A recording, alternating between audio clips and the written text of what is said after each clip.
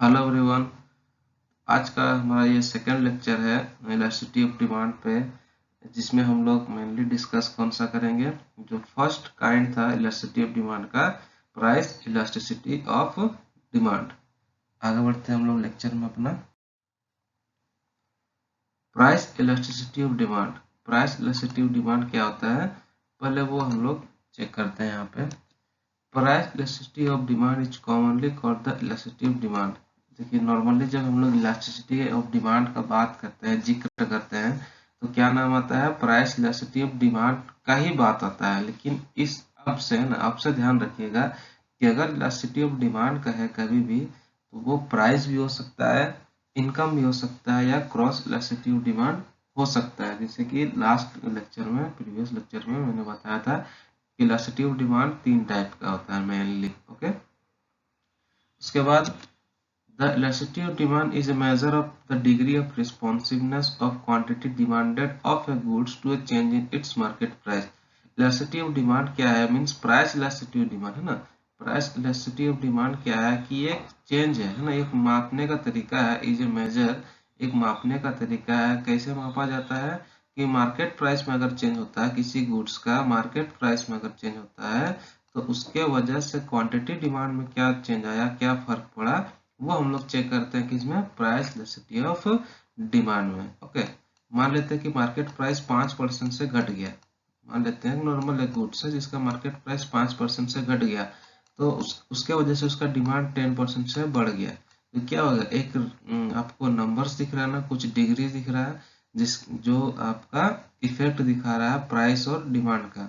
तो यहाँ पे क्या है, इसी रेशियो को देखने के लिए या इसी मेजरमेंट को देखने के लिए हमारे पास जो रूल्स है या फिर जो भी नियम बने हैं, उससे क्या कह रहे हैं हम लोग, इलास्टिसिटी ऑफ डिमांड कहा जाता है। Okay, it may be defined as the rate of change in the quantity demanded when there is some change in the price of a goods। ये क्या है कि एक रेट है change in the quantity demanded, quantity demand में change होना, when there is a some change in the price of goods।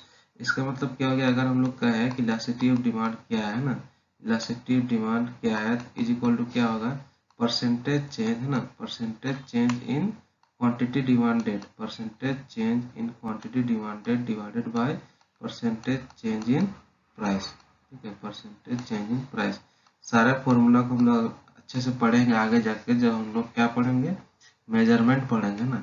जब measurement पढ़ेंगे, प्राइस इलास्टिसिटी को मापा कैसे जाता है, क्या क्या नियम है, मापने का भी क्या नियम है, तब हम लोग फॉर्मूला को अच्छे से पढ़ेंगे। लेकिन यहाँ पे एक बार देख लेते हैं कि इलास्टिसिटी ऑफ डिमांड क्या कह रहा है, ये percentage change in quantity demanded divided by percentage change in price. इसे ही क्या, यही रेट को क्या कहते हैं, elasticity of price elasticity of demand. आगे बढ़ते हैं हम लोग अपने लेक्चर में।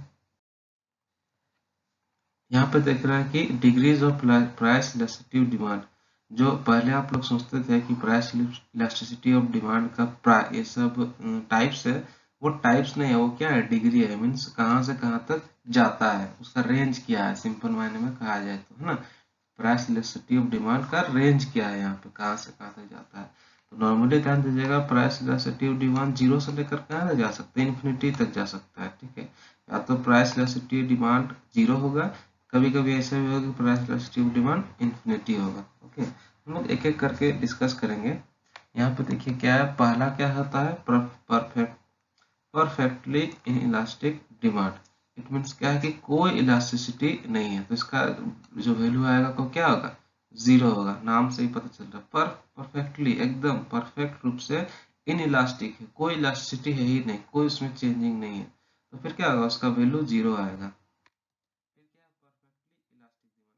परफेक्ट है इलास्टिक, मतलब एकदम एग्जैक्ट रेट से आपका इलास्टिक होता है, तो इसका क्या होगा, इन्फिनिटी हो जाएगा, है ना। फिर नेक्स्ट क्या है हमारा, यूनिटरी इलास्टिक डिमांड। नाम में छुपा हुआ यूनिटरी, यूनिट, तो इसका मतलब क्या होगा कि जितना रेट से प्राइस चेंज होगा उतना रेट से क्वांटिटी डिमांड चेंज होगा, एग्जैक्ट रेट से, तो फिर ये क्या कहेंगे हम लोग उसको, यूनिटरी इलास्टिक डिमांड। नेक्स्ट क्या है, more than unit elastic demand और रिलेटिवली इलास्टिक डिमांड। इसका नाम, दो नाम है ना, कभी कभी ये भी कहा जाता है। इसमें क्या होता है, लिखा साफ साफ दिख रहा है आपको कि more than unit elastic demand means इसका जो इलास्टिसिटी ऑफ डिमांड होगा वो एक से ज्यादा होगा। उसका दूसरा नाम क्या है, रिलेटिवली इलास्टिक डिमांड। और सेकेंड और एक आता है इन इलास्टिक और लेस देन यूनिट, या फिर इसको रिलेटिवली इन इलास्टिक डिमांड बोलता है। मीन्स इसमें इलास्टिसिटी नहीं होता, कम होता है, मतलब रिलेटिवली कम होता है। इसका मतलब इसका क्या हो जाएगा आपका एक से कम, इसका वैल्यू जो आएगा आपको एक से कम आएगा। एक एक करके सबको हम लोग डिस्कस करेंगे आगे। ठीक है, ये हो गया 5 डिग्री होता है प्राइस इलास्टिसिटी ऑफ डिमांड का। तो एक एक करके डिस्कस करते हैं हम लोग। पहला क्या है हमारा, perfectly inelastic demand. Demand for a commodity will be said to be perfectly inelastic if the quantity demanded does not change at all in response to given changing price. Means क्या होता है कि ऐसा गुड्स जिसका price में अगर change करते हैं तो उसका डिमांड में कोई फर्क नहीं पड़ता है, तो उस टाइप के गुड्स का डिमांड को क्या कहेंगे, perfectly inelastic demand. Perfectly inelastic demand will be a straight line parallel to y-axis as shown in the figure। तो फिगर देखते हैं, देखिए राइट साइड में दिख रहा है आपको फिगर। ये परफेक्टली इनइलास्टिक डिमांड कर्व क्या है, यहाँ पे डी है ना, डी कर्व जो है वो क्या है, परफेक्टली इनइलास्टिक डिमांड का कर्व है।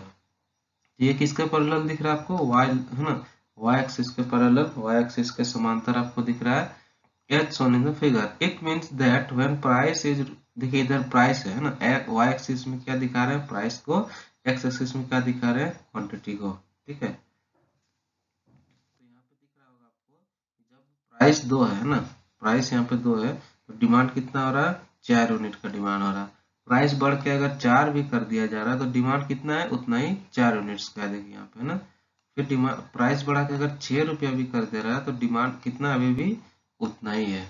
इट मीन्स यहाँ पे क्या है कि आपको प्राइस में कितना भी चेंज हो रहा है, डिमांड पे अगर कोई फर्क नहीं पड़ता है तो क्या हो जाएगा, परफेक्टली इनइलास्टिक डिमांड। तो जो हमारा फॉर्मूला है, याद कीजिए फॉर्मूला क्या है, percentage change in quantity demanded, percentage change in quantity demanded divided by percentage change in price. तो यहाँ पे क्वांटिटी डिमांड तो का चेंज कितना हो रहा है, 0। देखिए चेंज ही नहीं हो रहा है, क्वांटिटी डिमांड जो है, चाहे आप 2 से 4 रुपए कर दिए, 4 से 6 रुपए कर दिए, आपका डिमांड में तो कोई फर्क नहीं पड़ा। तो ऊपर में क्या हो जाएगा आपका, percentage change in quantity demand है 0।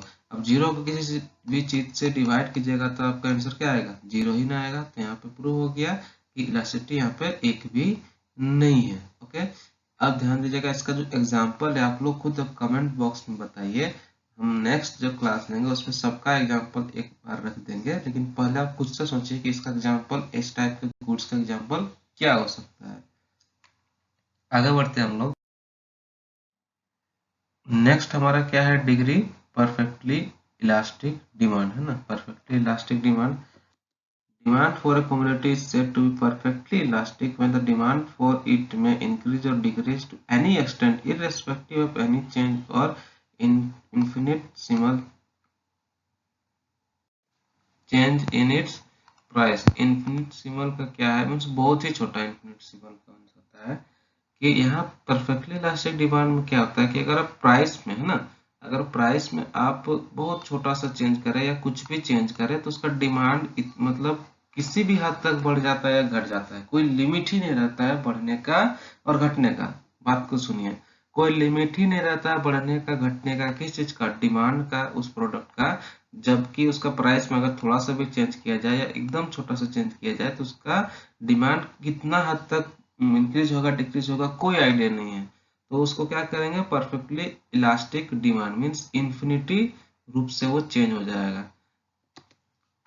इन दिस डायग्राम, देखिए डायग्राम दिख रहा है आपको राइट साइड में है ना, डी जो है ये represents perfectly elastic demand curve. ये जो डी है, डी कर्व जो दिख रहा है ये परफेक्टली इलास्टिक डिमांड कर्व है। ये पैरेलल तो एक्स एक्सिस है ना, और एक्स एक्सिस जो है, यहाँ पर देखिए कि अगर प्राइस चेंज कुछ हो रहा, प्राइस लिटिल मोर देन 4, अगर प्राइस थोड़ा सा भी चेंज हो रहा है, चेंज नहीं भी हो रहा है, ध्यान दीजिए प्राइस चेंज नहीं भी हो रहा है, यहाँ पे बोल दे रहे हैं कि प्राइस चेंज यहाँ पे नहीं हो रहा, तो यहाँ पे क्या हो रहा है कि इसका गुड्स का क्वांटिटी डिमांड 100 से बढ़ के 200 हो गया, 200 से बढ़ के 300 हो जा रहा है ना, प्राइस चेंज नहीं भी हो रहा था। तो ये क्या हो जाएगा, डिमांड यहाँ पे क्या है, चेंज हो रहा है, डिमांड यहाँ पे क्या हो रहा है। और अगर यहाँ पे प्राइस चेंज हो रहा है तो डिमांड कुछ नहीं है। अगर आप यहाँ पे जो लाइन लिखा हुआ है, it implies that price rises to a little more than 4 the demand will contract to 0। अब देखिए यहाँ पे जो 6 रुपया है, 6 रुपये में कोई डिमांड दिख रहा है आपको, 6 रुपये प्राइस पे कोई डिमांड दिख रहा है? नहीं, डिमांड ही नहीं होगा, मीन्स डिमांड खत्म हो जाएगा। प्राइस थोड़ा सा बढ़ जाता है तो उस प्रोडक्ट का डिमांड मार्केट में खत्म हो जाता है। और दूसरा चीज क्या दिख रहा है आपको कि अगर प्राइस उतना ही रखा जाता है, 4 ही रुपया करा जाता है, देखिए एफ ट्रिपलिंग प्राइस 4 ही रुपया किया जाता है, तो कंज्यूमर क्या हो जाएगा, वो 100 रुपये भी 100 यूनिट भी खरीद सकता है, 200 यूनिट भी खरीद सकता है, या 300 यूनिट भी खरीद सकता है। ठीक है, तो ये किस टाइप का डिमांड है? Perfectly elastic demand. इसका भी एग्जांपल आप कमेंट बॉक्स में बताइएगा। नेक्स्ट है हमारा unitary elastic demand. Unitary means एकक है ना, यहाँ पे इलास्टिक डिमांड क्या होगा? एक होगा। Demand for the commodity will be set to unit elastic if the percentage change in quantity demanded equals to the percentage change in price. Means बराबर रूप से चेंज होगा, प्राइस में जितना चेंज होगा उतना ही रेट से, रेट को ध्यान दीजिएगा, प्राइस का चेंज नहीं, प्राइस के रेट का चेंज है ना। तो प्राइस का रेट जो चेंज हो रहा है उसी रेट से अगर डिमांड भी चेंज हो रहा है तो यहाँ पे क्या हो जाएगा हमारा? पर यूनिटरी इलास्टिक डिमांड। मान लेते हैं कि किसी किसी कमोडिटी का प्राइस 25% से गिर जाता है और उसका डिमांड 25% से बढ़ जाता है, या फिर प्राइस 25% से बढ़ जाता है और डिमांड 25% से घट जाता है, तो इन दोनों केस में क्या है आपका? डिमांड इलास्टिक डिमांड है, परफेक्टली क्या यूनिटरी इलास्टिक डिमांड। क्योंकि यहाँ पे जब percentage change in quantity demanded 25 divided by percentage change in price 25 करते हैं तो आपका वैल्यू कितना आएगा? 1 आएगा। ओके, यहाँ पे देखिए राइट साइड में आपको दिख रहा है परफेक्टली यूनिटरी इलास्टिक डिमांड है ना, यूनिटरी इलास्टिक डिमांड का कर्व। द डिमांड कर्व है जिस शेप ऑफ हाइपरबोला। हाइपरबोला क्या आता है कि अर्धवक्र हिंदी में कहते हैं, तो मीन्स जो सर्कल है उसका छोटा सा रूप, सर्कल इस टाइप से बनता है ना, उसका छोटा सा अगर एक हिस्सा ले लेंगे, इस हिस्सा को ले लेते हैं तो उसे हाइपरबोला कहेंगे।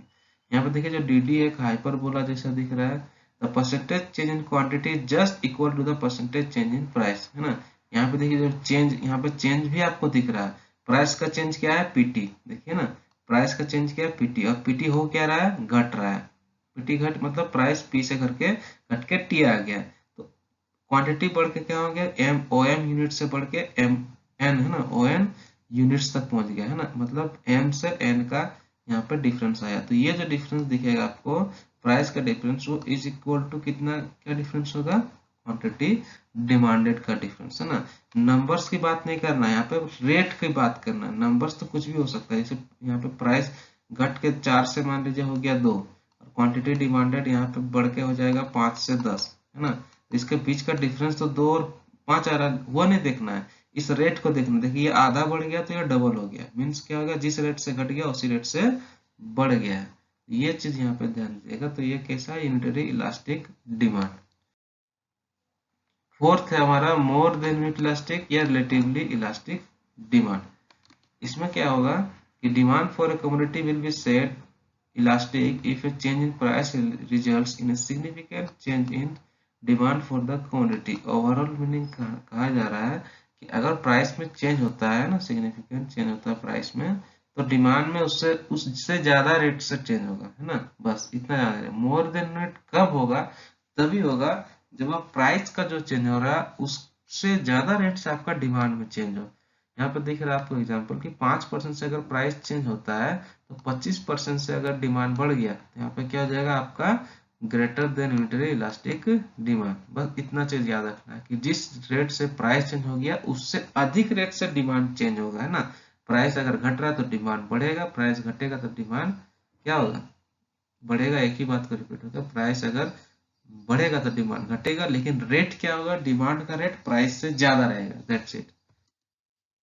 इन द फिगर, यहाँ पे फिगर देखिए है ना, when the price falls from P to T, P से टी जब प्राइस गिर रहा है तो यहाँ पे क्या होगा? Quantity demand increases from M to N. आप यहाँ डिफरेंस से ही पता लगा सकते हैं, देखिए ना, ये डिफरेंस कितना है? कम है, और इसका डिफरेंस क्या है? ज्यादा है। मीन्स प्राइस जितना चेंज हो रहा है उससे ज्यादा अगर डिमांड का चेंज हो रहा है तो यहाँ पे क्या हो जाएगा आपका? मोर देन यूनिट इलास्टिक, मतलब इलास्टिसिटी ऑफ डिमांड क्या होगा? Greater than 1। अगर इसी एग्जाम्पल को लेते हैं कि 25% से क्या चेंज हो गया? क्वांटिटी डिमांडेड डिवाइडेड बाय 5% से क्या चेंज हो गया? हमारा प्राइस। हमारा इलास्टिसिटी डिमांड का रेट क्या आ गया? 5 आया है ना। ये क्या है? 1 से ज्यादा है ना। तो ये चीज समझ में आ गया।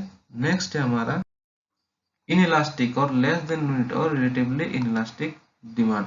वहां पे क्या देख रहे थे, आपका एक मतलब जो इलास्टिसिटी ऑफ डिमांड था क्या किसमें, रिलेटिवली इलास्टिक डिमांड या more than unit elastic demand में, वहां पे जिस रेट से प्राइस चेंज हो रहा था उससे ज्यादा रेट से डिमांड चेंज हो रहा था। ये जस्ट उसका अपोजिट है। Demand for a commodity will be said to be inelastic या फिर less than unit elastic if the percentage change in quantity demanded is less than the percentage change in price. Means price यहाँ पर जिस rate से change होगा उससे कम rate में डिमांड चेंज होगा। यहाँ पर देखिए आपको आपके पास डायग्राम भी है या फिगर भी है। When fall in price by 10% is accompanied by 5% extension in demand, then elasticity of demand will be 0.5।